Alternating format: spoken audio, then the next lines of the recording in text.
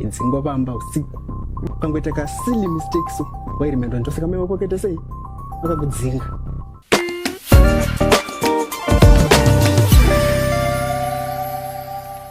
Chii chakunetsa, chii chakushaisa hope, zvinofadza, zvinosuvisa, ngatikurukure.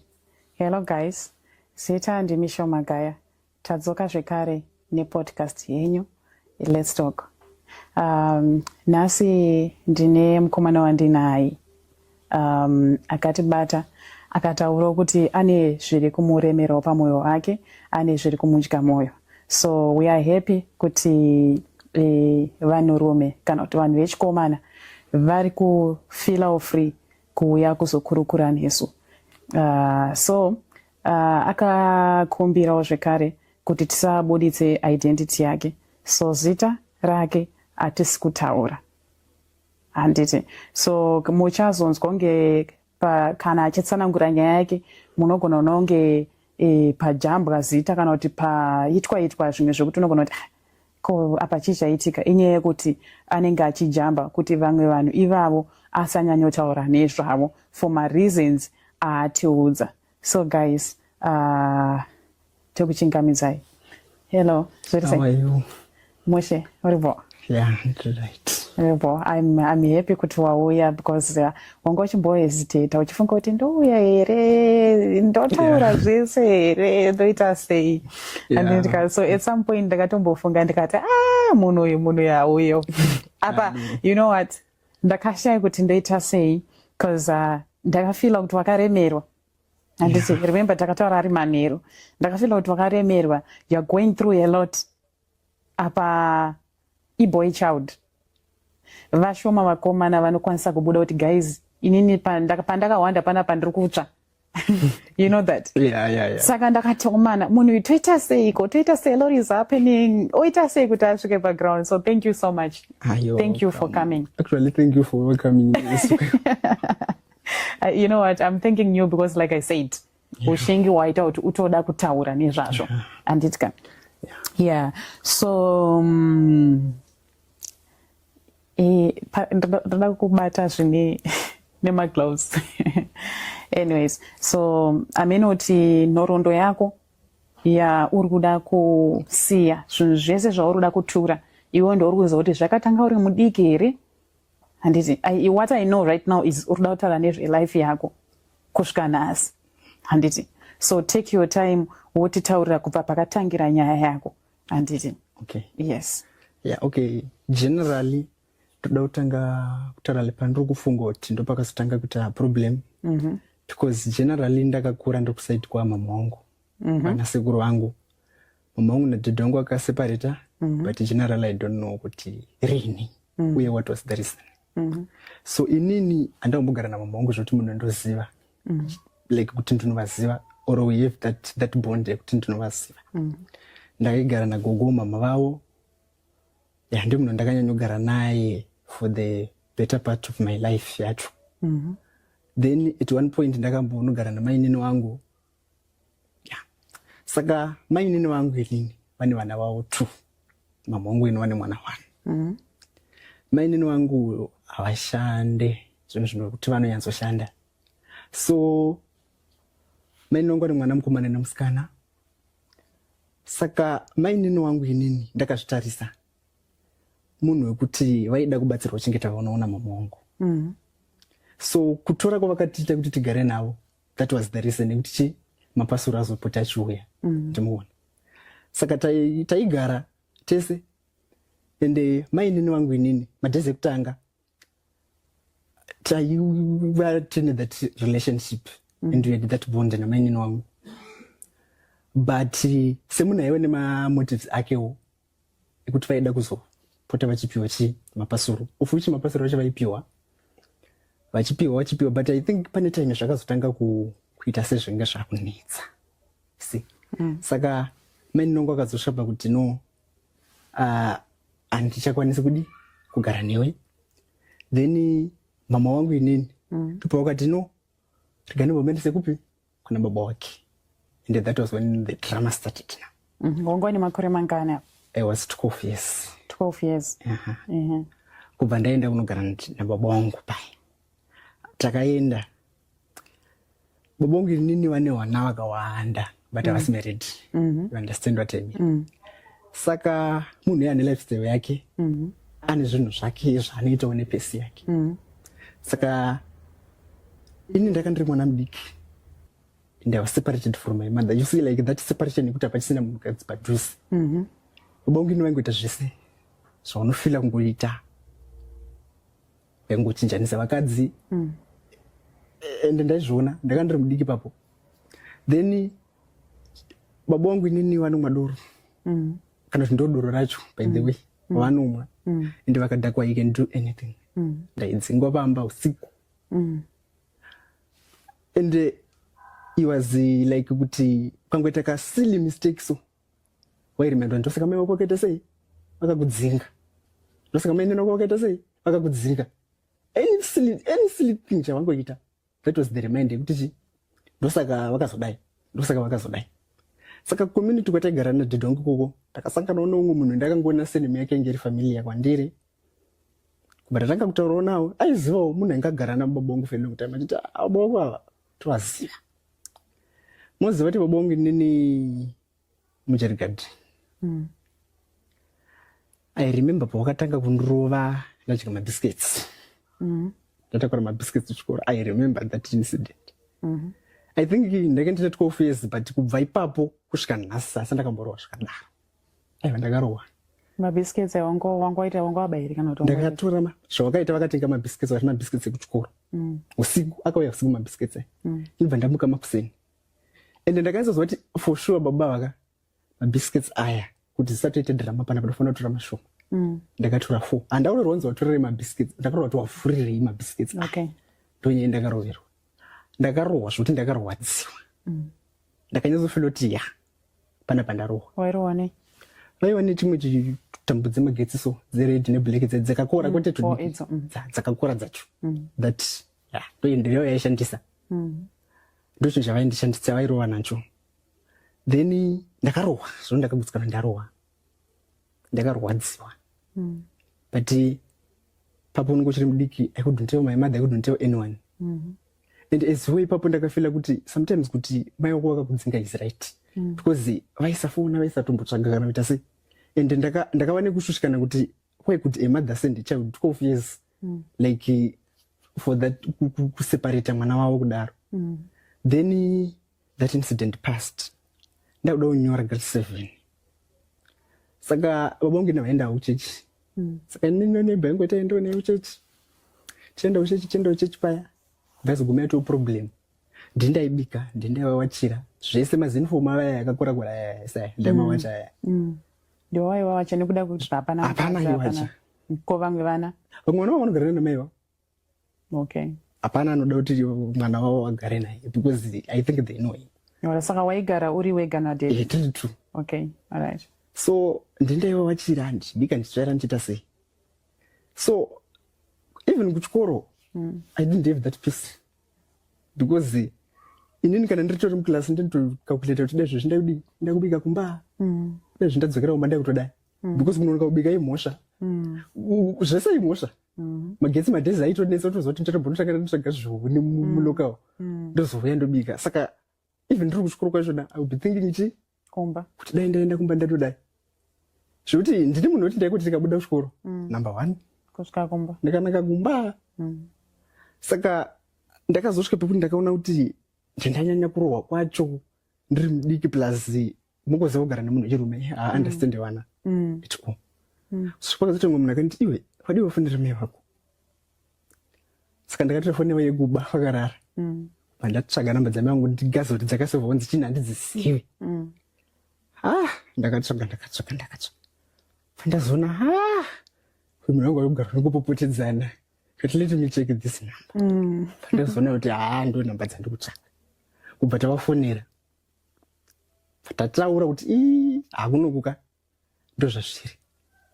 Ipapo for sure I want to admit kuti mama wangu akaratidza kuti vakabatikana vakamuka kuma12 vakauya kuzonditora kwandaigara. It was I think it's a distance of 1,000 kilometers. Vakauya vakandizotusodze baba kuti ndikuuya iwe chingoro kugedza zvako nemabheta ako nei. saka ndangoita sezvozvo and I was still a child by then.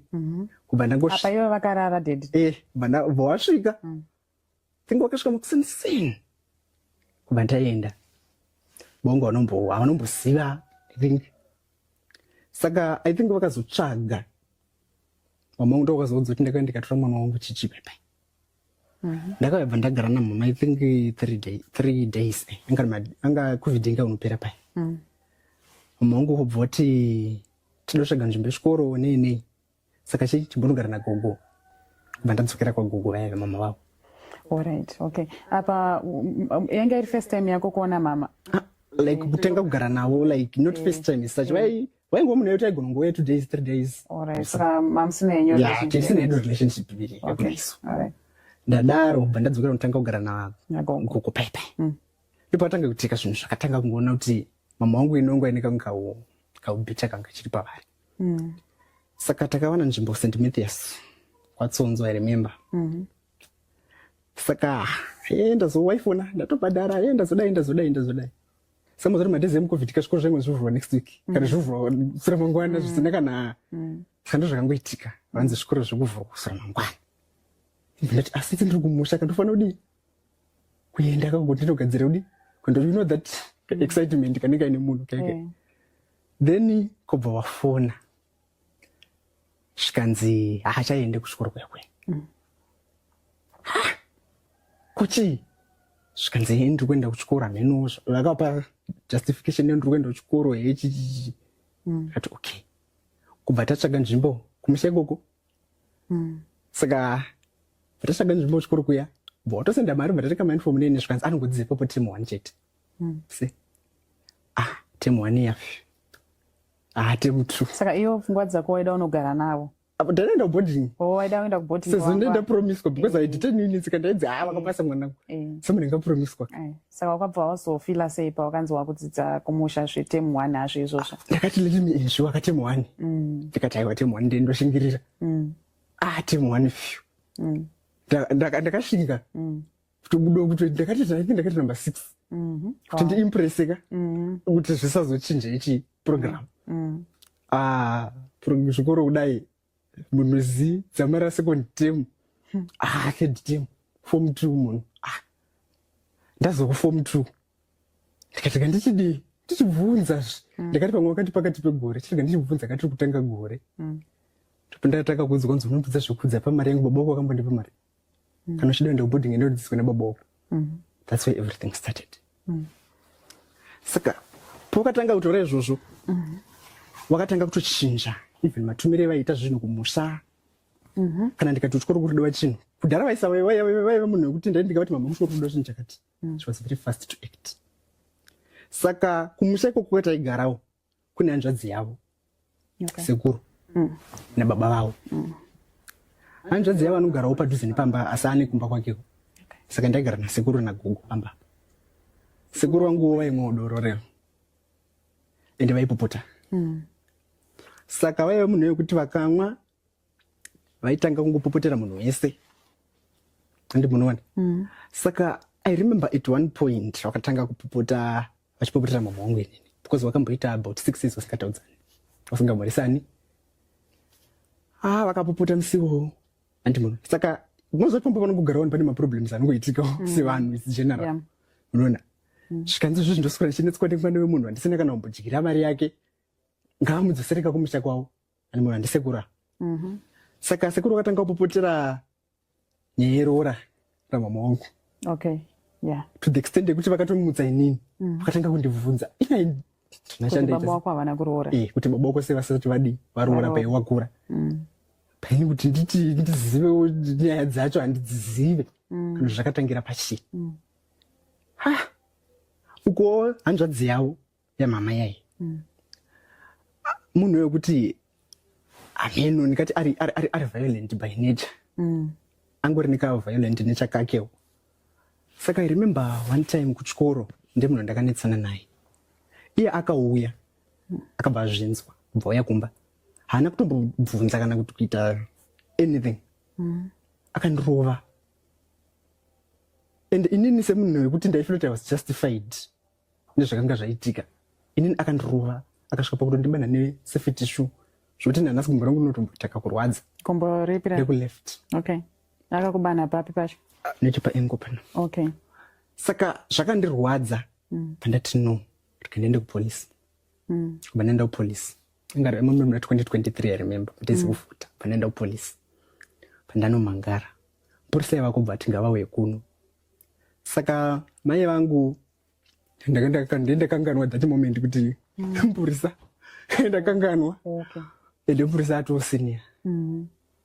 Saka uyu akabva afonera akati ndasungiswa. Yokubva wafonera mapurisa uyo kwenda ndamangara nyaya. Pataenda. Takaenda. Iwo akaendawo pavo ndikaendawo ndega semunhu anga ari ega. Avawo gogo vanosapoteka mwana wavo vangaendi kuya kunomera neni kuti uri right kusungisa mwana wangu. Taenda bye bye. Mapurisa webva ambotaura. Kubva azosvika pekuti patanga kutodi kukweshena inini. Ndaitonge munhu angazvimangarira. You see? Ndopakazodedza pasede kanzoti chamwarika. Apa motongo chanasori maenda kumba. Because nyaya inamai vako vamboite sei? Vambopabude. Kubva tadzokera kumba. Maelection papera. Ndipo wakatanga kuuya kumba nanje. Moms. After vamboita period nababa vasinganyatsotauridzana. Kubva wauya kumba. Vakapopota uda kusungisa hama dzangu. Vakatadza kusungisa baba wako waikorwa nei? Mitambo yemagetsi. Wakatadza kuwasungisa, uda kusungisa chi?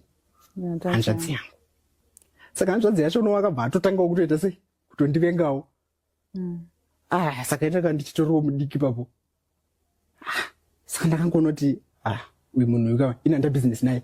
Haisi chamwari rangu. Saka ndakangoti hazvina kana basa. Nimona. Saka akatanga kuti aiudza mama wangu zvinhu. Like vanhu ndaenda nawo kuchikoro achibvunza akuita sei? Saka umwe munhu akatozobva akandibvunza kuti iwe sikuru wako munhu ainzogarisana nawo sei? Pozondikanka kuti question akavanoita. Saka ndakati zvinonyadzisa. Ndakaenda kauza kuti sekuru inzvamuita ndesei? Handisi kuzvifarira. Kana muchidongo ndibvunza mai muchibvunza inini. Kwete vanhu vekuchikoro. Kwete kubvunza vanhu vekuchikoro. Ndofamba bad reputation. Kubva atanga kudaro.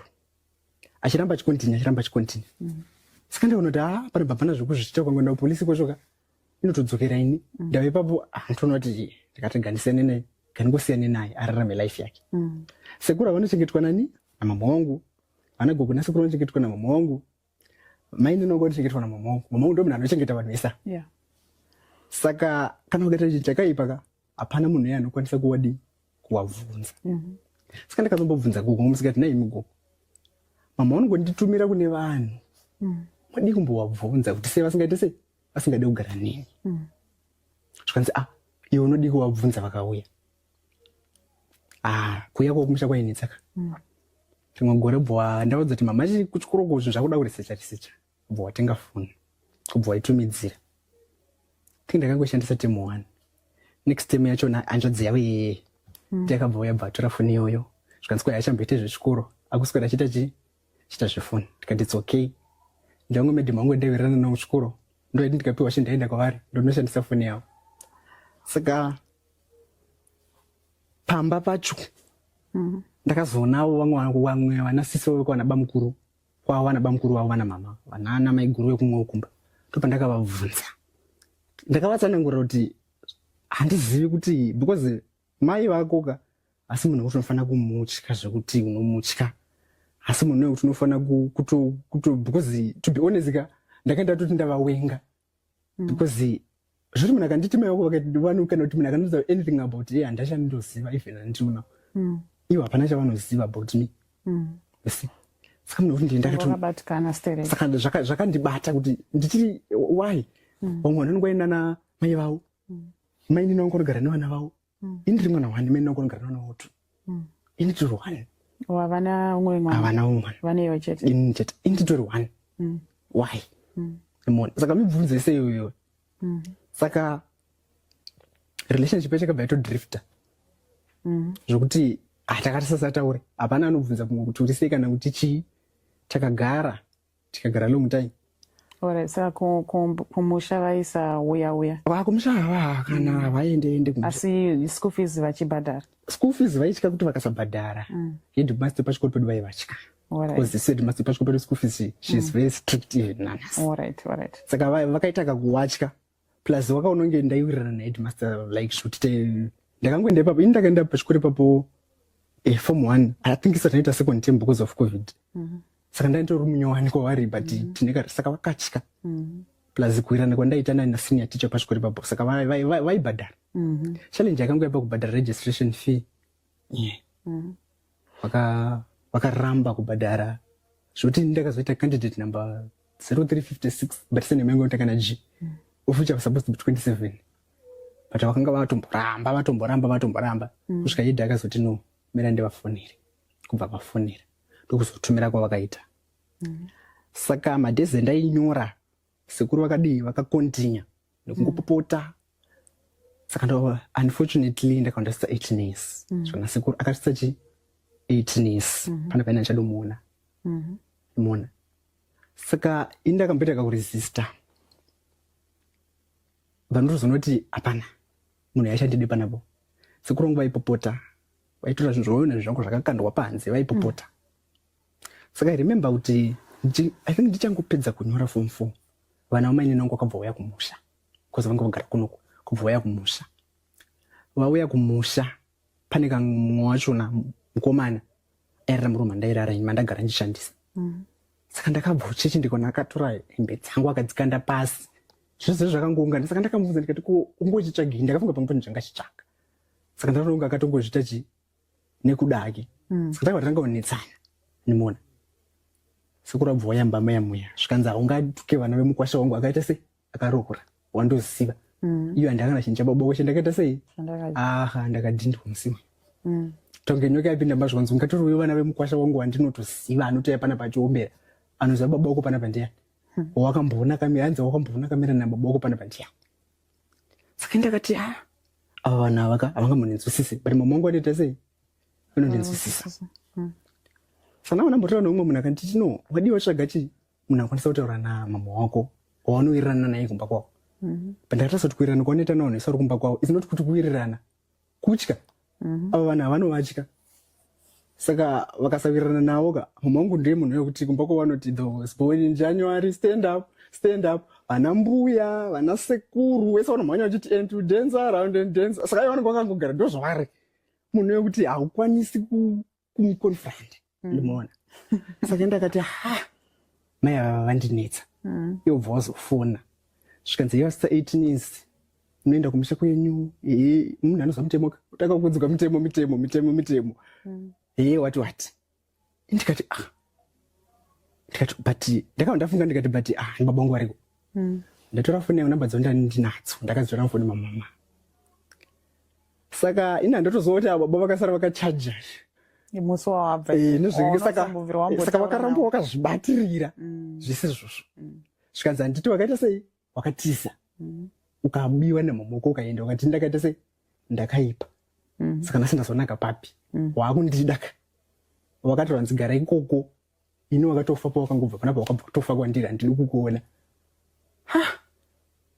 saka vari kutienda kuti kumusha kwenyu aiona kumusha kwacho hakusi kana kutangika hakusi kutangika then ndakava ndati dro ndikati ndoita sei pandasvaga basa kutaura ndangiri padhuze nekwataigara kubata taiwachi ndakuita sei hangu ndakuenda ndatanga kugara mutauni muya ndakashanda taishanda pambepapo ndaishanda ranga riri basa rechi remumba resi neremugadhi neremumba chaimo waitobika nekutsvaira ndaimuka na4 ndotanga kubika na 6 mukadzi nemurume wakwangu waenda ndotanga kutsvaira ndoenda mugadheni waiva netuhuku twawo waiva nemaruwa vanhu vacho vaiva nezvakawanda ndaishanda kushanda kasangana nomwe munhu akabva andiziva akanditi ukugara kunoku unogara nani mbwedza nzozoti kungamboiti hama yangu kuba ndimzoti ndoshanda pamba ndikati kumhoko aripi ndikati variko vanogara vanamudza kwavarigara zvikanzi it's okay saka munhu akangozvakamuitira fine kubva I think akabva vatsvaga here ndopakavabvunza kuti kumwana kwari kuita chi kunoku because achitsvaga mama because akaziva akati hanzi ndakanyatsoziva kuti vatamburi zvekudaro zvotangozokusa chidai zvikanzi handiti murume mukuru munhu ane 18 years mungamudi siye zvakadaro ndimuna kubva avaitaura neuye manje kubva usvika kundiposvanzi ye uri kutofamba uchindiita munhu akaipa kune vanhu wai uri kufamba uchitaura zvakaipa pamusoro pangu. Saka ipapa andomboda wapindura kana mandakanyarara kubva ndati ina ndizvionedzana namai ava. Saka uchechi kwatoenda tanga wotaura nauchechi kwedu pandaita 1% akabva nditora batanga kugara neni. Saka vakabva vazozviziva kubva wamushaudha akatukirigwa zvikanzi nemunhu ya mai vako ina don't understand kuti munhu akaita sei. Zvikanzi saka ndoda kuti mupurisa mai vangu akakudza chinhuka. I think she can do it. Ukati ndikaona kuona ndasvika pamba pako ipapo haupasurvive 1 2 kataito kako kekuchechi aka unokaitira kujere ndava ndozotoka kidnap mwana wangu wakaba mwana wangu. Haya zvakabva zvazondibvawo ndopendakazobvunza ndikati kumba kwenyama ndide pandaenda mukutera why. Saka takanetsana but ndakazobvunza ndikati why are you doing all this. Havana kutaura chii, havana kana reason vakataura, havana kana chinobatika chavaitaura ipapo. Ndikati ini ndakumbosiyana nei nemi ndakuita zvelife yangu.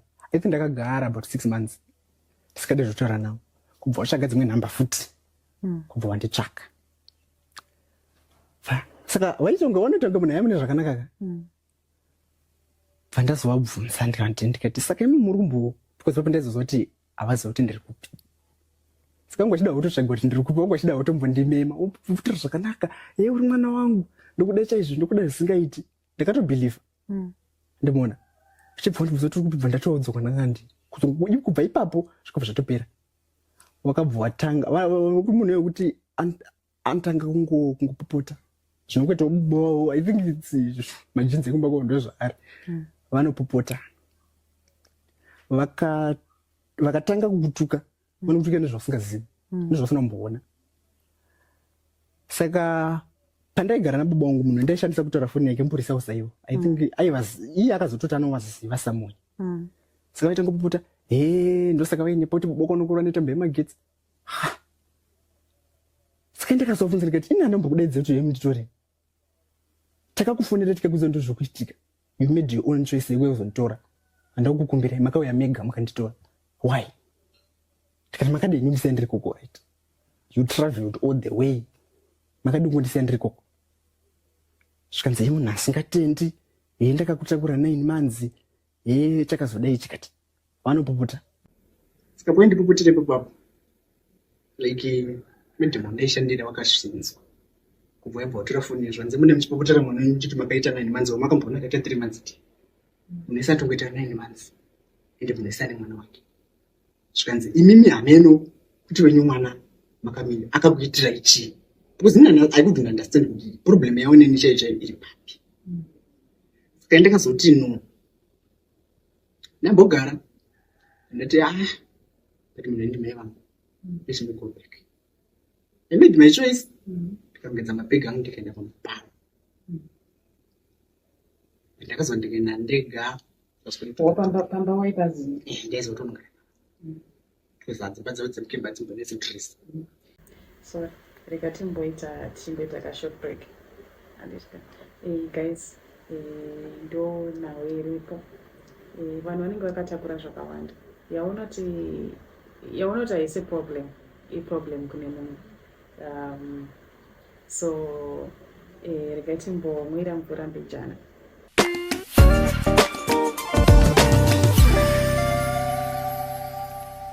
Chii chakunetsa, chii chakushayisa hope, zvinofadza, zvinosuwisa, ngatikorokore. Hello guys, tadzoka zvekare, regai tienderere mberi nenyaya yedu yatiinayo nhasi. Okay. Tata papi. Saka ndakabva ndati regai ndimboende kumba kwamama. Ndakaenda ndakasvika wasipo, but to my surprise ndakatoona nevana vanhu vamainini vangu. Saka it took it zviriko. Alright, wakaona vachigara nevana vamainini vangu. Okay. Zviriko. Saka ndakabva ndatsvaga munhu wandaiziva kuti anodi anowirirana nawo, anokwanisa kutaura nawo. And of which she came, akava convince.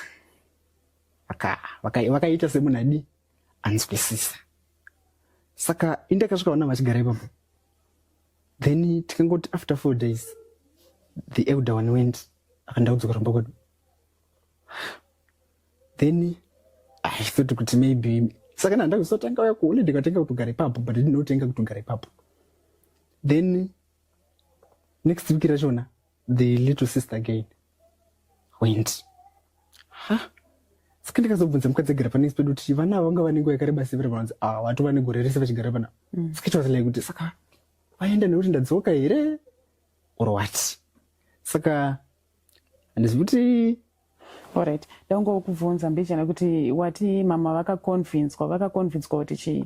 Like aingolekedza kuvatsanangura kuti mwana wako you know the situation kuti hana umwe munhu anokwanisa sei kumubatsira. Saka iwe ukaita like uri kumuabandona kudaro kuda kuti aite sei and all those things. Saka garai naye. Saka wakaita kakunzwisisa. Alright. Handiendu pakuti uyu abva azoenda the following week. Ubva aenda. Then saka inini saka nongo achigara panapa nguva yese mibhorondo noona mamawo vachadzoka.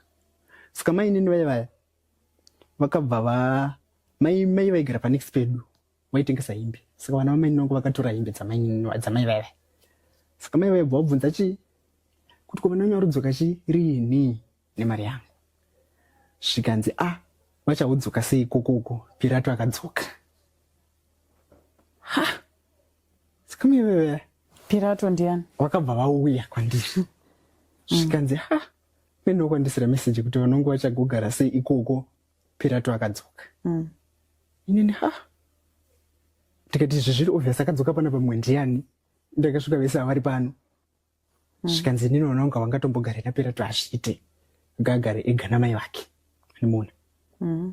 Saka I don't know kuti ivo namama vangu vaitaura kuti chii behind the scene. Saka zvakatozoita izifi kuti vakakonvhinza mama vangu kuti ndakatora vana vangu nekuti mwana wako akadzoka.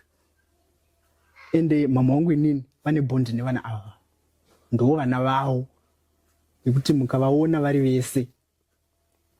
Iwo ndinowo kuti havasiriwo mai vavo. Mukatovaona kana pandakatosvika ipapo zvakato like temperature yakabva yatochinja. Vanhu vekuti they are so close. Saka inini I just take it kuti it's ordinary, it's normal, zviriko. Pandakasha kuti maini wangu varikuchidaidza mazita aya kuvani. Why? See. Saka takabva tagara namama I think 2 weeks. Zvikanzi navo because ini pandakaenda ndakaudza shamwari yacho kuti kana pane chandakavakanganisira I'm very sorry asi handizoti chii. Saka ndozvikwanisa kuita sei kundiudza. Vanondiudza kuti shamwari wakandikanganisira apa, then I know. Tadaro. Saka takagara 2 weeks namama. Vakatanga kuita unowo wekudhara kungotanga kuita sei kupopota. Mwana wepa next door apa anogara nababa vake, vekumhiro ko anogara nababa vake, vekuseri ko anogara nababa vake, chakazodai anogara nababa vake. Ini ndaigara nababa vangu. Kunotadza ndinogara nababa vako. Of which vainyazozwa kuti akuendeki. Because vakatogara vaudzwa kuti handidi kuita sei kumuona. Saka also it was very unfortunate kuti ivo vakaramba vachinesana nadhedhi wangu. Zvekuti inini pandenda kuzotana nadhedhi wangu vanenge vatonesana kudhara. Saka vanenge vakatochajawo kuti chii uku vari kutukwa uku. Because uku zvakapa dhedhi wangu like kuti vakandivenga turo zvavaiudzwa namama vangu zvimwe zvacho. So because vakatokwa vaishunguridza mwana wangu and all those things. Saka vakatanga kutopopota kwewe. Pandandinonzwa shamwari ndikati inini handikwanisi kuita sei kutolereta zvavanoita. Ndakatsomuzenga kuti ini yakanditoleratiti because zvazvakuzondibhuwa. Because ndakatozomudza ndikati ndini ndakatokufananawo nawo. Ndozvaizota achiti maybe behavior yako wakangotora ndikati because it's like that because zvakuzondibhuwa. Saka vandi vakabva vatanga kupopota. Saka ndizvakandibhuwa kuti uri kupopota because uri kupopoterei. You are not telling me kuti uri kupopoterei. Vakatanga kubika chikafu chavo vega. Vangobika udya vandonorara. What's up? Vakatanga kungochinja. Kubva wadzokera nzita unhu wewe wekudhara. saka ndakati ina ndinozvionetsana navo panapa kana kuti zvozonzi takaita chimwe chinhu. Pandatora bhegi rangu bananomba kwagogo mama vavo. Alright, pasina zvamboitika vaingotanga kutongoita hasha kana kupopota kwandiri ka ndikatsora kuti unhu hwavo because ndakarira zondo zvavari vanongota 10 code any minute. Alright, let's say for example tovadzoka kubasa mama maswera sei momoresana chii chaizonyatsoitika kuti vati vakutanga kupopota? Like usually taigonotika moresana ndiri ka taingogara nyaya yavakatanga kupopotera ndeyekuti anzi kudzokera rini. Alright. That was the first issue. Ndikati kupi zvikanzi wakauya ukakumbira regero ndakazvinzwa munhu anokumbira regero oita sei oenda kwanga chienda si saka ini ndakanoudza shamwari yacho iya zvikanzi usamboendi saka ndiye akanokondidza kuti tisati sei usaita saka ndo yaive yangu wenyaya yavo every day saka ini ndakashaya kuti ndiri kuvatadzisa kuita sei vanenge varida kuenda here vane maplans here that saka wakabva wazotanga zvikanzi anzi ndida kuwasha magumbezi angu. Saka chakandibata chavakataura andida kuwasha magumbezi angu nekuti akafugwa newe because mwana wamene wangu ndo aifuga mukomana zvikanzi dai akangofugwa naye chete it was okay but the fact yekuti akatozofugwa newe ndakumawachira izvozvo ndakandarangara kuti sinoti the first time nyaya yemagumbezi ichimboitika yakamboitika futi ndichangobva pawakabva unonditora yakaitika but ndakazozvibatanidza ipapo paukataura kuti anzi ndakuwasha magumbezi angu nekuti afugwa because pandamudhere ndaienda kumusha kuna gogo ndopakwanditanzi ndoke kupesera kuti asei kufuga magumbezi angu. Saka ndakanoti murume wacho uramba ichiwanda ende zvinhu zvinobata kuti mai vako unoita madhirama akadaro vaigonoti kana munhu akavamhoresa achidaidza zita rangu nekuti mai itaura zita rangu inini havadairi vakatojaira kudaidzwa nesenemu yako anoti nezita ravo vanotoprefer vanhu vantodaidza nezita ravo than kuisa zita rangu ini saka mai vaigara padhuze nepetaigara vangu vasina basa nazvo vairamba vachiwadaidza kudaro zvokuti ngomusi wakatozvika pakunyatsovapopotera vakandita nzene mungandite mai vekanhu ikakaka nyatsonditarisai zvikanzi inini ndiri tarisai zvandiri mukadzi wemupurisa zvikanzi kana iye murume wako akashanda ane hamene makore vakatora achishanda but haana rengi dzinenge dzangu onditi kwende ngaite mai vekamuna saka mukadzi akabva ati saka manje mukadzi wacho noyo yaitopinduranawo nawo saka vakaramba vachingonetsana zvikanzi unondinyadzisa musociety chichi saka chiri pavari neni ndechekuti mukatora pikicha ravo uine pikicha rangu same makafanana zvisingaiti saka even though havo kana kuti pakauya munhu vana vamainini ava varipo aitongoona kuti ndini mwana wavo zvese nehaiti same saka mai vaya panext door vaivayawo mune munhu waitaura newe paseripo vachiti wakamboti kana uine uiri kahanzi kana uine nhumbu like kuti munhu waunowenga unovhobara mwana akafanana naye kana kuti ukavenga munhu unovhobara mwana akafanana naye saka vakatanga kupopotedzana vari panze zvanzi mukundireva saka ininiwo ndakatoti mai vangu vari kupopotedzana nemanext door zvingaite here pandabuda panze ndoti nei mama chii vari kupopotedzana vari kuchinjana mashoko vakazoti vauya mumba vogotanga kupopota kutofanana nenikoko kweimhosva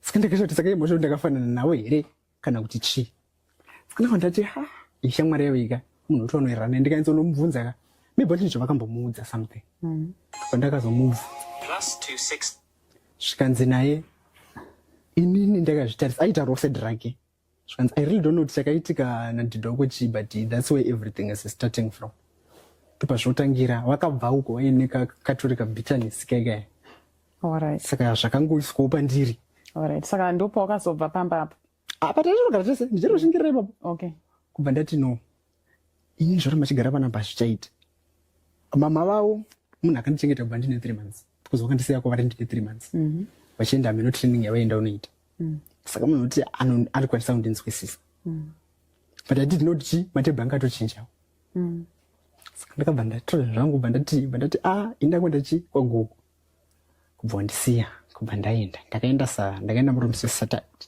masoro odoka kubva ndasvika sekuru havo ndakatosvikawo matebhu akachinja vanga vatokula down ndiye munhu akatondigashira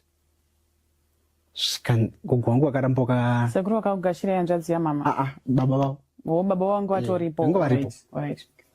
Ndakatosvika kuti vakati bati zvozvo zvongu vasati vakamboita zvokuti avaratidza kuti munhu arikuita sei akanzwisisa. Then mai vacho ndo problem zvikanzi munomugashirira chii panapa, muda kuparadzanisa ukama hwandinahwo nemwana wangu. Ndavanotya munhu wekuti vanotya mama wangu, ndemunhu avanotya panyika pana, ndavanovachengeta. Saka vakabva vafonera hameno zvakataurirana ikoko nemama wangu paya, wobva vadzoka. Vakangodzoka vakatotaka kutsamwa. Zvikanzi saka sekuru ndo vaisambopopotaka vachiti ngaenda kumusha kwake. This time gogotonga kupopota vachida. Saka sekuru womuzoti one chiri maoko angonyarara. Vakazongonyararawo gogo bvaramba vachingopopota. Then ava mangwana takati ndochichi tikadzoka zvakanaka. Akubva kontinya futi kutanga kupopota. Mwanangu bude mutito mushungudza yanga ifanira kuita zvebasa rake wati. Tikati no problem. Saka mama wangu akabva wafonera gogo. Zvikanzi umuudze kuti kana asiri kudobva ipapo, zvikanzi hatina ukama naye, hatina rudzi naye, hatina dzinza naye, saka anogarira chipamba pedu.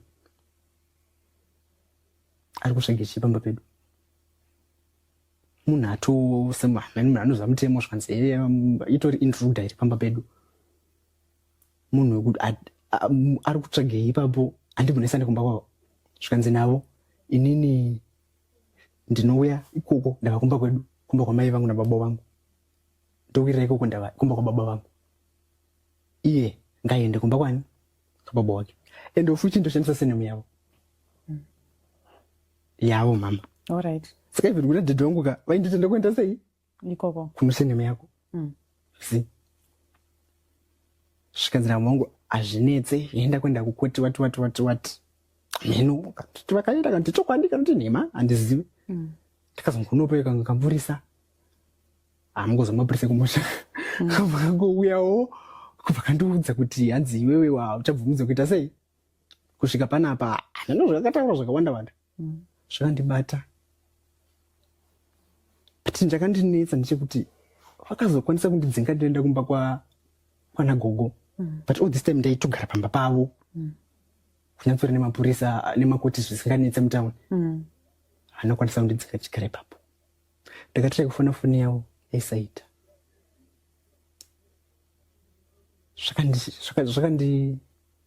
Zvakandidemotiva, zvakaita kuti ndizvibvunze kuti ndomai vangu ava vanodai so like pana mbuya ndikati wekusaidhi kwagogo, mbuya wekusaidhi kwagogo. Saka ndakabva ndaenda kumba kwavo bandanovaudza. Zvikanzi nambuya vaya dai pasanoti mai wako wakatodziya musoro, because haine mai wangu mumwe munhuwo atori pane rimwe level rakewo relife yake. Anoita zvinhu zvokuti akatanga kukushutira mafirimu unogutsikana, unogara pasi. Zvikanzi nambuya vaya asi muzukuru wangu, but handitovisisi kuti anombozvifambisa sei ndimona. Zvikanzi nawo asi I think ndikafanira munin'ina wacho, because name ndinonga vanongererana. Ndikafanira munin'ina wacho ndikamubvunza kana ndikamuudza kuti aite sei, atsikure sisi vake anokwanisa kuvadzora. Ndega munhu anokwanisa kuvadzora patiri tese pana. And it so happened kuti vakabva vafonera mainini vaiva. Inongo kubva vadaira vakambotanga vabvunzana dzimwe nyabva vozotanga kutaura. Kuzi mbuya vaibvunza kuti chii chiri kumboitika, chii chiri kunetsa. Chanetsa chacho chii? Zvikanzi namainini vaiva akaramba achikurira mumusha medu, handandozoguma atora neminda yedu nezvinhu zvababa vedu, ndozvaari kudaka. Saka mai vacho vatogona vatomuti ngaabve. Zvikanzi ende zvatogona zvatoitika, ene ndiri kufara chaizvo nezvaitika. Handiri kufara kuti sisi wangu wazotora step yatanga tikamirira tese. You see? Zvinzi namainini wangu nambuya vaya, but iwe uri kugara nevana vako ka? Uyu uri kumuti ngadzinge wake, iwe uri kugara nevana vani? Vana vako unawo. Amainini wangu vaya vakaramba vachisaidirana. Vapedza kudaro vandaramba vachitaurawo mbuya vaya vane machallenges avo avaisangana nawo. Saka ndakwati mbuya tikati don't worry, we will figure out what to do. Mbuya vakati but it's unfair. Saka takambofunga zvinhu zvakawanda, tikafunga kukunzotwa nemuchechi. But to our surprise takazongotodiscover kuti vanhu vachiri kuchechika machechi tingati chechi ine weakness yainayo. Tinongodanana kusvika pa certain level. Munhu akainzwa ine challenge yake kuchechi chaizvo chokwadi, hakuna munhu anokwanisa kubatsira. Kusvikirawo kugova vakatsvaga basa kuna mwana waigara kuchivhu, kubva ndaenda basa raiva riri mushopu. Ndatanga kushanda mushopu maimuya, saka ini ndaiti ndikashanda gore rese rinori negore rinori ndikaunganidza mari because ndaisanyanyishandisa strike. Tida kuunganidza mari, saka ndakavati don't worry, imimi ndichengeterei. Ndakaudza kuti papei yangu mundipa yakati, muchengete yakati. So it's so unfortunate kuti ndakagara ikoko. Mama wangu foni yavo kutrayaya, I think kusvika muna May yaisaita. Ndakazongotanga ndikavasendera mameseji aita seaenda. Saka havapindure mameseji angu, havadaira vaite sei. Saka one day kwena gogo yaya ndakazovafunda ndikambobvunza kuti unotombozoti mwana wako aripi, unotombozoti ari kuitei. Kwanza ukanibvunza kuti zvine basa rei nini izvozvo, munhu wandisina rudzi naye, ndine basa rei naye, handimona. Kubva wafundira mainini wangu. Mainini wangu vakaudza gogo wangu kuti kana akafa ngaatofe, takatomirira, takatowacha machara atichafuga parufu pake. Kuti mainini wangu aitaura izvozvo. Saka gogo vaya vakabva vanditsoka kuti ndozvaataura.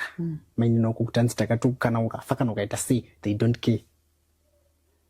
Zvikanzi mai vako vakatondudza kuti pafuneral policy pako ndoramba uchitoibhadhara.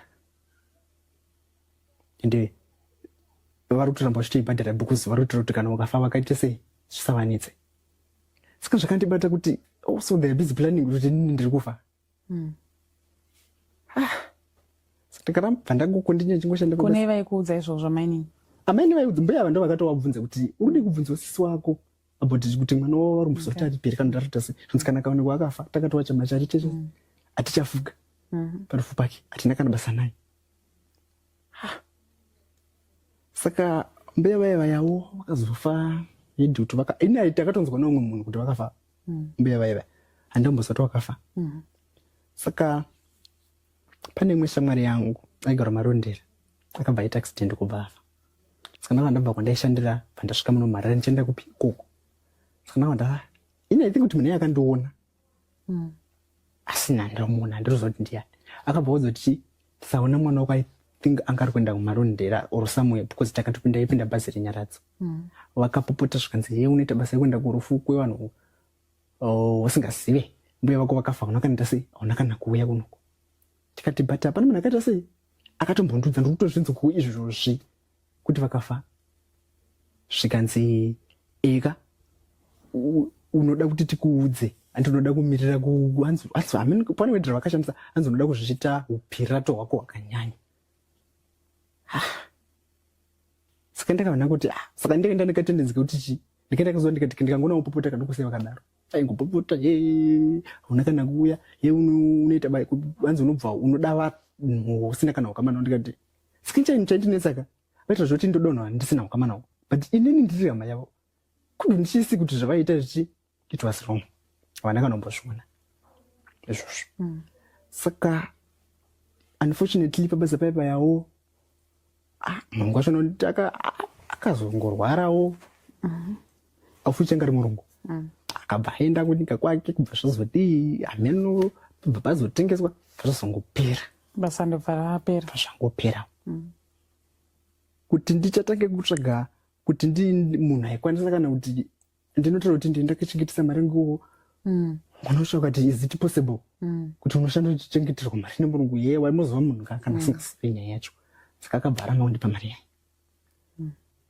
Tikati ndopa ndakanzoti ndikati I won't waste my time kudzokera kune vanhu vaya because zvinhu zvavakandiita ndikazvitarisa they live comfortably vasingatombosoti ndiri kupi. Apa wanga une makore mangani pazvaitika zvese izvi? Like izvi zvakazoitika last year this year December last year this year ndopa zvakatanga kuitika. Okay. Zvibasa zvakatoitika manje machapa. Reka timboita ka short break. Hello guys. Tiripo pa podcast yenyu Let's Talk. Reka timboita ka short break. We'll be back in a minute. Asi patiri kudzoka guys, tichange tana Uncle Kevin. So Uncle Kevin ndo vanenge vakamira zvekare kuitira kuti pa podcast yedu kana paine vanhurume kune vamwe futi vasinganzwe kunyanya sununguka kana vachitaura nemunhukadzi. So tichaintroduce Uncle Kevin ndo vachange vachipedzisa podcast vachitaura nehanzvadzi yangu iripo nhasi. So takubatai zvekare muchikamu chinoteera.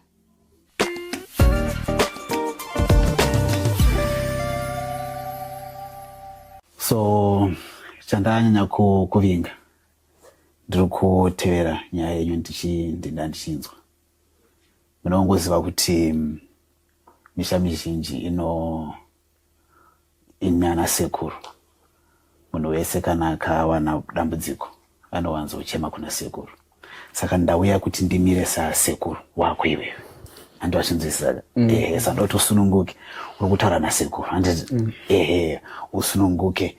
Chandoda kunyanya kuti iwe uite kuti unyasa tichisvike pakuti udurure zviri pamwoyo pako handitika. Nyaya setainzwa kubva kwayatangira handitika. Pada kuti uchidurure zviri pamwoyo pako zvauri kuti uone sekunge uri kutaura nasekuru wako uchiti sekuru nyaya iri panapapa bundu rako namai wako handiti ndine bundu rekuti namai handizvozvo. Saka ndoda kuti unyasa uchitaura kuti inini chinhu chiri kunyanya kundishungurudza ndechakati zvakadaro zvokuti kadai kuri kuti mai vako wakagara apa handiti unogona kutaura zvinhu zviri pakadzama pemwoyo wako handiti. Ndose tichada kuti tichisvike iyoyo unyase kuchidurura mwoyo kuti paunosimuka panapa unonzwa kuti warerukirwa handiti ndizvozvo. Saka ndopada kuti tisvike ipapo. Saka ndoda kuti pemukane uyu kuti unyase kutsanangura nekutaura zviri pakadzama pemwoyo wako. Okay, zvese hazvo zvazongoitika ndazosvika pandiri. Ndine zvinhu zvakawanda zvandingati ndingade kuzvitaura zvakawandisa. The first and foremost is kuti ndorwadziwa zvakanyanya ndingati kupera kana kuti kuita ten code kwakaitika pakati pangu namama wangu. Uye ndingati hama dzavo dzese in any way yavakacontributa nayo kuita zvese zvavakaita was because of the weakness yavakaona kuti ini namai vangu pane weakness iri pakati pedu yekuti hatina that bond. Saka hama dzavo of course dzakatora advantage yaizvozvo and to their advantage they are right. Nekuti mai vangu munhu wekutoti vanotochengeta vanhu vekumba kwavo, munhu anotoprovidera vanhu vekumba kwavo, munhu ane capability. But inini kuti rasa kwavakaita zvakandirwadza because upenyu hwandakazotanga kutorarama especially recently is very hard. But ndinomboconsider kuti kana ivo mai vangu vakandidai, who else can choose me? Kana ivo mai vangu biologically vakandidai, who can choose me? But ezviwo zvakaita kuti ndigare pasi ndatarisa life yangu ndizvibvunze semunhu kuti ndichadii, ndiri kubva kupi plus ndiri kuenda kupi. So at the general end of the day ndakatongoona kuti the negative energy is there. I will never change them. Zvavari izvozvo ndakatozozvigamuchira. And if I ever have to make it, I will have to redefine life for myself. I think apachisina like kuti handingati hapachisina such but kuti I need to redefine life for myself semunhu. Of course they are right kuti I'm above 18 years and I have to stand up for myself now. Handicha need like kuti there's no need yekuti nditi nini ndiri kungochema ndichichemera kana kuti like kuti tomboti mwana ari kufamba kangodona kubva kugara kutanga kungochema mai we I now need to stand up and try something, even though in life it seems very unfavorable, because I remember kuti at one point yes ndiri munhu I really fell down at one point zvokuti ndakarwadziwa zvakanyanyisisa zvokuti I didn't know what to think, I didn't know what to do, but sometimes zvavakaita kana zvose zvavaitaura ndichikura ndozvinhu zvinondisimbisa, ndozvinototi ndirambe ndichitofila kuti I have to move forward because of that. If they are planning kuti maybe ndichafa, I promise I'm going to live. Okay. I'm making that promise kuti no matter ndiri kusafa sei, but I am going to be alive. That's good. I'm not going to give up. Okay. One. Ivo kana I think maybe to them it's like kuti vanoona kuti handina chibatsiro kana kuti handingakwanisi kuita, but I will redefine that, because one hope yangu ndeyekuti one day all of them they will realize kuti they were wrong. But yeah, I know it's going to be a long journey, but I feel and I know that one day vachazoziva kuti they were very wrong. Okay. And inini handina chakaipa, I would to be very honest, handingamboti ndakarwadziwa sitereki nezvavakaita kana zvavakandiitira, because sometimes ndinombozvibvunza kuti saka zvaifanira kuti zvakaitirwa ani. Vanotorarama life yavo, they are comfortable with whatever they have. They don't look for me, they don't care, it's okay, but I'm still their child. Ndozviziva kuti kana iwo mama wangu ndichingori mwana wavo, even though zvakaitika, it's now like that. Ndoziva kuti hapachisi like izvezvi for now tingati there's no relation. Okay. Kuti hatina unga, and for me ndaku auto-admita kuti pane point sure ndakatobvuma kuti hadzisisiri hama dzangu. I made up that mind that these people we are no longer related. Okay. But unozongoita come back to say no, things don't have to end up like that. Okay. Inini I want to prove them wrong in every point that they have against me. Okay. I am going to try my best to even though my circumstances are very unfavorable, but I just know that my later days are going to be better than my former days. I know. Okay. Kuti somewhere, I don't know, and Zivi, but I just have that convinced. Okay. If you ask me kuti how, I won't explain, but I have that feeling kuti sometimes ndiri munhu kuti pane zviro tinokwanisa kuwandirisa kuwana, but personally zvinokubata. Personally iwewe uri one zvinotombokutsimbira. Wega uri munhu zvinokubata kuti saka ndo zvazvitori izvi in my life. This is what my life has become. It's very unfortunate kuti unotoona kuti ndo zvazvave. So inini sometimes ndaimboti daura zvokwadi, I used to like it's bad, I used to judge those people who committed suicide. Pandakambosvika ipapo kuti ndakanyatsoona kuti but it couldn't be an option. Okay. Ndakanyatsoteerera like ndakanyatsochokwadi to be honest yangu to myself. To myself that day. Okay. I could feel kuti so that is an option sure, because unenge wapererwa ndizvozvo, unenge wasvika pa end. That would be the last option munhu yanokwanisa kuona. But then tinozoita come out of that pit nenzira dzakasiyana. Listening to other people's stories, zvinoita tuone kuti mine is better. Okay. Like inini chinoita kuti every time ndikanyanyorwadziwa nesituation yangu, kana kuti ndikatarisa mascircumstances andave ndikanyanya zvifunga ndine munhu one wandinoteerera nyaya yake anonzi Chaplain Perry. Okay.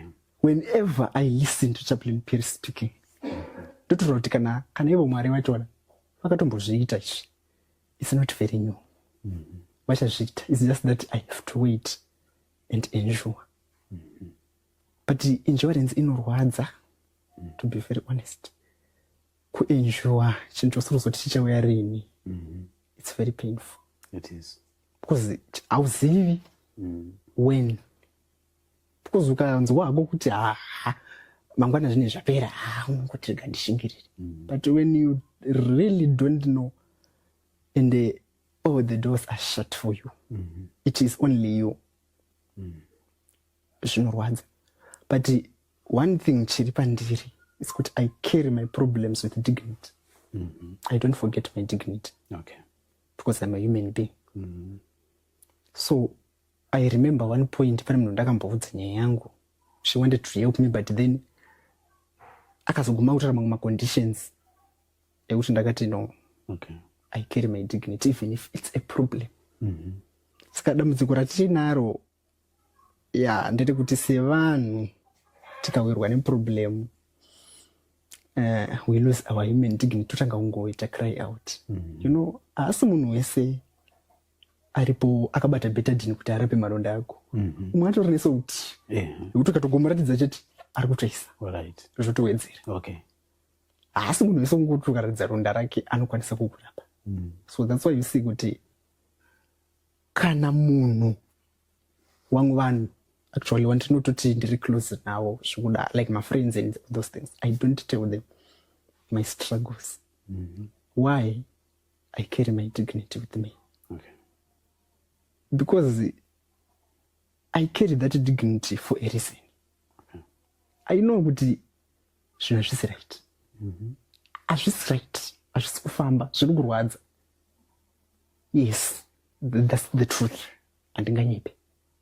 That is the truth. But maybe there's something great coming ahead. All right. Diamonds are what we all know. Gold. Saka ndozvimwe zvezvinhu zvinoita kuti ndifile kuti no man, I have to endure because of maybe something is coming ahead for me. I don't know how. Okay. Handisi kuziva kuti sei, but ndiri very convinced. Okay. Because dai kuri kunzi like pane imwe point yelife yangu yekuti ndaive umwe munhu wendaimbowe. Ndakainzotira ndikati dai situation iyi yakasvika ndiri nguva iyoyo dai ndakatoita taking my life kudara. Okay. But now I know and I believe something. Okay. Because zvinhu zvinhu zvakatosangana. It's even very rare kuti ndikakuudza munhu akanditarisa ndikazomuudza situation yangu anototi it's not you. Okay. Uri kutaura umwe munhu. Because pane umwe munhu aigara achindodza kuti why do you smile tiri maproblems? Tiri kuchikoro tichibva kuchikoro tainaiwa. So my friend saka wari wakabatikana nainaiwa kuti zinosati uri kusengei ziti kunaiwa nemvura kuti penya. Zoto kana uchipenya nemvura tomuka munoti ukapenya no. But why are you laughing? Because no, ndozvazviri, that's life. Chinhu wani chandakangoona ndechekuti negative energy cut out. All right. Bvisa. Because pane munhu anokwanisa kublame for reacting. So I think that's what I tried to avoid in my life. Okay. Because ndakanga ndatowo munhu angatoonewo hashawo. All right. Because it's just ndibhuwa. And I don't know, the best thing is if I am moving away and by their will, by the way, because it was already good to never do now. Let me do it for them. Yeah. Chinhu wani chandonyanya kufarira pane kutaura kwese kwauri kuita kuti kuri munhu ari positive. Unoziva takarasikirwa nevarume vakawanda. Varume vazhinji kana vachinge varwadziwa varemerwa neupenyu, vazhinji vanomhanyira kunotora upenyu hwavo. But ndoda kutenda nekusimba kwawakaita. Toda kutenda nekuwa positive panhoroondo yangu seri kutaura. Kunyange wakamboita pfungwa iyoyo asi wakabuda mairi. Ndiri kunzwa kuda kukorokotedza kuti iro maproblems akaita anogadzirisika ende tinogona kuzosvika pakuti upenyu hwedu unogona kuzotoita normal.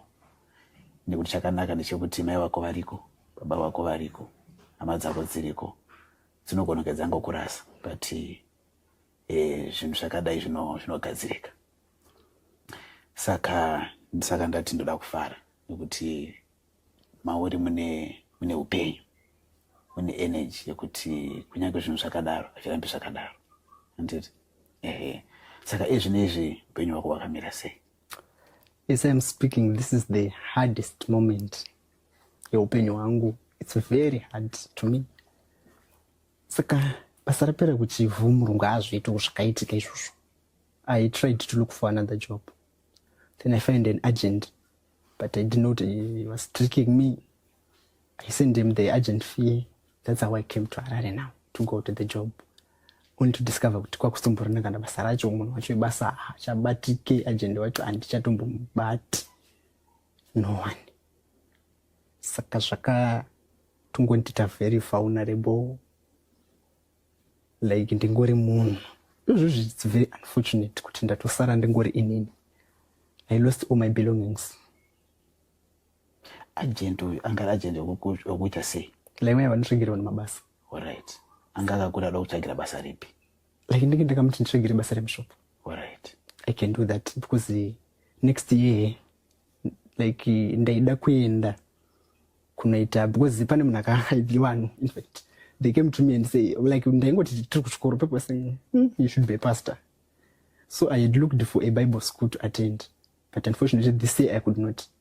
Nenyaya kuti handakwanisa kureisa mari yekutora madocuments ese vaida mamedicals pachichichi, saka handakwanisa kuzviita. Saka ndakati ndikashanda this year, next year June pavachatora one ndinobva ndaiendesa zvinhu zvangu. Saka ndakamuti nditsvagire basa remushopu, I can do that. Saka akatsvaga, I don't know, kubva zonditrigger on the way. Okay. So saka wati mabelongings ako wakarasikirwa nawo, chii chakaitika? Like that it was Saturday. I said, where will I go now? I don't have anyone whom I know in this. Andina munhu andosiva. 1, 2 vandaifunga kuti ndevangu for now takamboita tiri palifi yeukama. Tichazokondinya idombera kana Mwari watendera. So I don't know, there was this all night prayer yaitwa, so I could hear the noise. So I said, let me put my things here and go there. Okay. The whole night was okay. When I went in the morning, it was just the place. Fortunately, I removed my documents and hid them somewhere that no one can reach. It's only me who know where they are. All right. Saka, I think ipapo God tried to tell me something, but you can lose this, but it's really important. My school documents, angu, among my documents, is angu. I hid them somewhere, pandos in where they are. Okay. Yeah, but even though ndakaluza zvinhu zvangu zvese, I don't know kuti chirumbo ndepakarejichi. Okay. I just, ende zvimwe zvinhu, you know, it's very miraculous. Zvinoita Mwari. This morning nameme tachitaura because remember mina ndakana mari yekutora ikoko yacho handina. Then nanhasi I'm still worried, pangobuda number 4. Tangona paka munhu yasenda $5, but number 4 dzikubuda. So ndatombofunga kuti saka panda ndaona kunoiburitsa, I was not convinced kuti chabuda. But nanhasi still handisi kuziva kuti what transpired. So sometimes I don't know what God is trying to do, but I think he's trying to say I should work for God. It's coming true. Right. And I am now even feeling it. Right. Kuti, I can use my story to use someone. Mm-hmm. There is someone out there maybe are afraid to come across that. But zvakafanana neni, if I hadn't heard Rosie speaking, I wouldn't have gathered the courage to come here. Okay. See, of course, Rosie is the secondary. That primarily, if I didn't know Mnanunzi Chaplain Pirim life mangu, because pandakatanga kutira life history yao, I could relate in life yangu because kana mozati chokwadi chakanaka zvoti kana munhu uri wakagara zvinhu zviri raitika, you don't think a lot. Pandakazi ndapinda problem yekuti I now have nowhere to go. Okay. No one. That's when I sat down and started listening to my way waita life wakambotichi. Alright. So you could listen, hearing wachitaura life yavo, kutozona saka vakatosvika nepandiri pekuti hauna munhu unongongori iwewe. You see. Saka listening kuma stories evanhu chinhu chinosimbisa. Ini zvakandisimbisa zvangu personally. That's why I think I am here. If I hadn't known kuti kune vanhu vakatombopindwa nependakapinda vakabuda, chokwadi ndechekuti ukanga uri musituation yachona, it's like azviperi. The night is very long, especially for people like me. The night becomes long. And in life, semunhu, dzigonguva, I remember ndaimbochema. Because you want to know kuti, mangwana, what is it bearing? And it's very risky putting your life like that. But I don't know why. Ndozongofila futi kuti I will make it. Alright. Pandakatoona kuti mabhegi angu abiwa, hana yangu haina kanomborwa, ndakanomborwadza kanomboita sei. I thanked God kuti Mwari at least madocuments angu ndinawo. Zvinhu zvangu zvese ndichinazvo zvakanyanya kundikoshera. Izvi it's temporal. Okay. So chinhu one chandakazo observer, sorry to say it, ndechekuti inini ndiri munhu wekuti ukazonyatsondiziva, you see kuti I love my church very much. Okay. But ndikakuudza kuti it's not because kuti vanhu kuchechi kuda vakwanisa kana kubatsira kana kuita sei, but they don't care. Okay. That's the thing, that's the truth. Alright. No one cares about you. Okay. Saka I think muupenyu hwatakurarama, you need to stand up and redefine your life. Okay. Ndakazviudza kuti I'm just looking at my life. It's me who is going to redefine this. Because kana vanhu vakataura kuti kupo kwashe achadai, kana kuti nenge uchadai, and you just sit and fold your hands, it can come true. Zvinoitika. But if you feel kuti inini I can make it, I just don't know. Because that positive energy, I don't know why. Okay. I am having it. I really don't know why. Alright. Because pendaimboda positive energy life mangwa, ndeve ndistorina. Now zvinhu zvaoma. Ndotanga kwenza kuti I will make it, man. Alright. I will make it. Alright. I don't know where the energy is even coming from. Okay. Because ndakazviudza kuti zvese zvakaipa zvakaitika, because ukararama wakatakura vanhu muupenyuka, unostroka kutaura chokwadi. Unotodonha ukatofa. Because dai kurunzi ndakatakura vanhu vese, vana sekuru vanani vese ndiri kufamba ndau ndakavatsiga, unodonha pasi ukafa. Ndizvo chaizvo. But sometimes just need to let it go. Zvakatoitika. It's never going to change. Zvakatoitika. I know. I don't know. Kuti ndakuda kutanga another stage in my life or what. I don't know. I don't know what tomorrow is for me, but I don't care about the noises now. Yeah. Sekutaura nambira pekutanga. Uri murume ari kuseta example yakanaka yekushinga. Murume nofana kushinga muzukuru. Yeah, kushinga ikoko ndokukanya kukosha. Munhu akagumirwa anoita zvinhu zvakashata zvakawanda. Asi ndoda kutenda kuti wewe hauna kuzvitendera kuti ugumirwe pakufunga. Vanosvika pakuzvisungirira. Vanozviisira muzvitima, vanozviisira mumotikari kana zvinhu zvakadai zvinge zvaitika kwavari. Waona kunge upenyu hwaguma. Asi ndoda kutenda nekuuya kwavaita kuno kuratidza kuti kana wakambonzwawo nyaya dzevamwe ukati ndaumbotaurawo yangu. Mukutaura ndomunoita kuti mwoyo urerukirwe. Ndosaka wana tikukuteerera. And nyaya dzako dzichiteererwa inave kuti tichida kuti ufure mwoyo wako. Chakakosha kuwana munhu wekutaura naye. Ndosaka pakaitwa chirongwa chinoichi cheLet's Talk. kuti ukwanise kuvhura bundo riri pamwoyo. Mapundu anenge ari pamwoyo ndo anoita kuti vanhu vaite zvinhu zvisina kururama. Handiti saka kutaura kunoku toda kuti umbotiudza kuti bhegi rako ranga uchitaura kuti rakabiwa ranga rine hembe dzako, wanga urisiya pai? Chakaitika bhegi ndakarisiya, I think it's called Old Alexandra Park here. Yeah, because handina kukurisa kubva ndaenda, I think ndomupaki macho maitirwa that all night prayer, kubva ndazongodzoka kubva ndarishaya. Yeah, ndo zvakaitika pabhegi. Yeah, generally like inini hangu I am humbly pleading to anyone akwanisa kundibatsira, because akwanisa kundipa pekugara ura akwanisa kundipa basa oro basa nepekugara, I can take both. And preferably chikumbiro chandinacho kuti anyone anokwanisa kundidzidza, because I want to enhance my tailoring skill, because handidi kunetsa munhu. That's what I don't want. For my school fees next year and all those things, ndoda kuzvishandira, ndounganidza zvinhu zvangu, ndoita zvinhu zvangu. Yeah, of course I accept help to a certain extent, but not kurely anymore. That's what I don't want.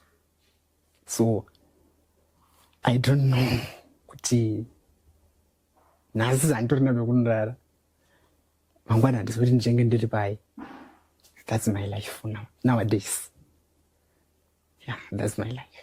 Ndine imwe pfungwa yandafunga, ndanga ndichifunga kuti ko ngatiti amai vakonya kutumbura kana kuti baba vanogona kunzwa nyaya iyoyi, kana kuti vanogona kuzongofunga kuti mukomana ari kupi, wokutsvaga wobva wakuwana, ndobva wati uya tigare tese, uya tichengetane, uya tiyanane.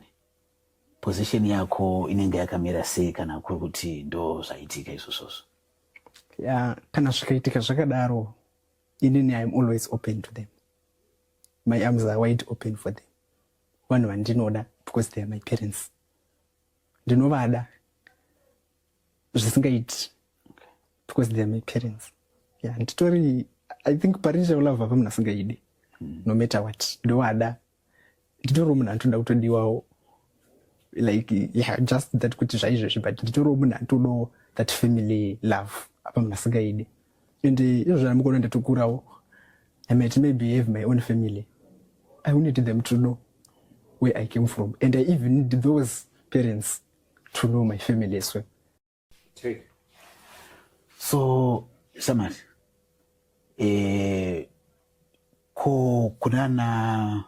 kuna mai na baba na sekuru kwakamira sei? Hakugoni kuendeka here kuti ukwanise kuwana kwekunogara kana kuti uwane rubatsiro ikoko?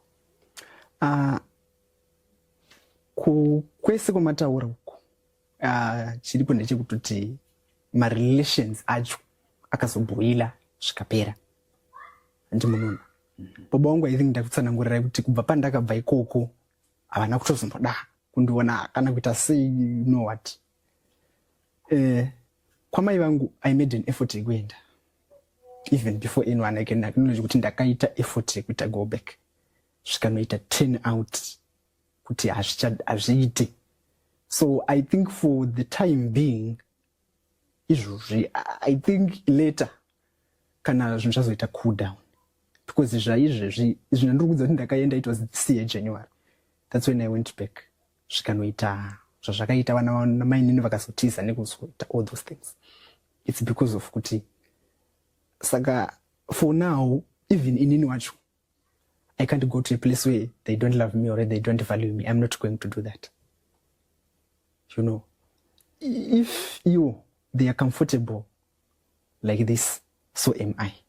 Just that. Okay. Yeah, and this good thing, I have nothing against them. But for now, for this part of my life here, no. Even if that is the only option, that's why you see, I don't even think about that. Don't do what is very impossible. If it was possible, of course I could have just gone there, but it's not impossible. It's not even possible. Okay. And I don't want to stay up boiling relations acho. So it's better to stay away from the trouble. Okay. That's what I can say for now. Okay. All right. Nyaya yako ya tainzwa yakajeka. Ndinodavira kuti vachanzwa wenyaya yako vachakwanisa kuita come forth vachikubatsira. Tine vanhu vakavimbika, vanhu vakanaka kunzoko vanobatsira vanhu, and tinoziva kuti zvinhu zvakadai so izvi zvinobatsirika zvakanaka stereki. Varume, ndodada kuti manga muchinyasa kunzwa nhoroondo yenyaya yemukomana muzukuru wangu uyu. Tine varume vakawanda vari kusangana nematambudziko, kwete yakadai chete, amwe matambudziko avainawo mukati meupenyu. And kazhinji sevarume tinoshinyira, tinonyarara, tinodyiwa mwoyo, tinoshungurudzika mukati, topedzisira takutora matanho asina kunaka. Ndoda kukurudzirai kuti uyai titaure. Come, let's talk. Nyaya dzenyu dzinenge dzichikunetsai dzingadaro dziri dzemudzimba, kwatinogara, kwatinobva, kumabasa, kana kupi kune zvinenge zvichitishungurudza. Ngatiwane mukana wekuuya kuti tikurukure. Kana tinge tataura, tinoziva kuti nyaya inogona kureruka pamwoyo. Tinogona kupanana mazano ekuti tinogona kuregedza kuita zvimwe zvinhu zvakaipa zvakafanana nekutora upenyu hwedu, asi towana tariro yeupenyu hunouya. Saka muzukuru, toda kutenda nekuti wauya nenyaya yakadai. Tine chivimbo chekuziva kuti munyika yedu yeZimbabwe kune vanhu vanobatsira vanhu neushinga hwawaita wekuuya pano kuti utaure nyaya yako. Tichawana rubatsiro, ndinokuashua kuti rubatsiro ruchauya. Pane namba dziri kubuda pachivhitivhiti chedu apa. Namba idzodzo ngatibatsire mukomana uyu. Totaura panamba idzodzo nerubatsiro rwataura mukomana rwatogona kumubatsira narwo kuti akwanise kuwana upenyu huri nani.